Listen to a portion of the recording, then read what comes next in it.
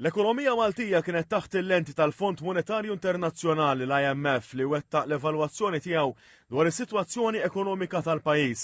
Fir-rapport tagħhom il-missjoni tal-IMF osservat li Malta kellha tkabbir ekonomiku b'saħħtu matul l-aħħar 10 snin. U għalkemm huwa mbassar xi tnaqqis fir-rata ta' tkabbir, xorta waħda se jibqa' fost l-ogħla fl-Ewropa. L-esperti tal-IMF saħħu li dan it-tkabbir huwa xprunat mill-ħidma li qed iwettqu bosta ħaddiema barranin u żieda fis-settur tat-turiżmu. Madankollu jinnotaw li dawn qed jagħmlu pressjoni fuq l-infrastruttura tal-pajjiż. Qalu li l-konsum privat se jibqa' b'saħħtu innota li l-investiment mistenni jkompli jirkupra. Dwar il-qatt jgħidu li baqa' fl-inqas livelli storiċi.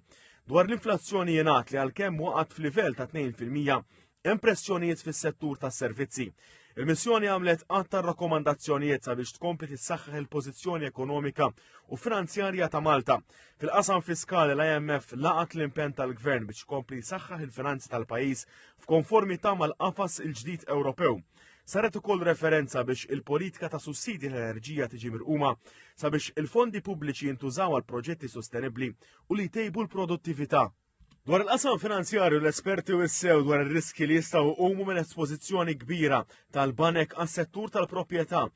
Għaldaqstant issuġġerew żieda fl-standards ta' supervizjoni u monitoraġġ fuq is-self marbut ma' dan is-settur. Il-missjoni saħqet ukoll fuq il-ħtieġa ta' titjib fil-ħiliet tax-xogħol, investiment fl-innovazzjoni u edukazzjoni sabiex Malta tkun tista' tiżviluppa ekonomija aktar produttiva.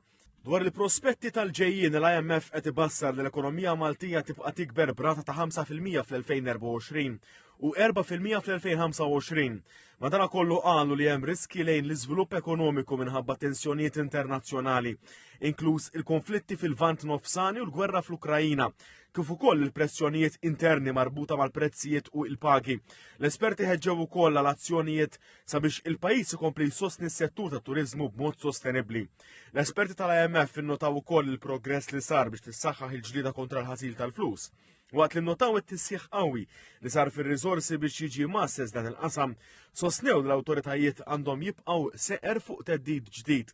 Fil-konklużjonijiet tagħhom l-esperti tal-IMF saħħu fuq l-importanza li l-Gvern Malti ikompli jsaħħaħ l-infrastruttura u jagħmel sforzi sabiex ikun hemm sehem akbar fis-suq tax-xogħol minn nisa u persuni anzjani, filwaqt li jinvesti fit-taħriġ tal-ħaddiema sabiex jgħin fil-produttività ekonomika u jinvesti fl-innovazzjoni.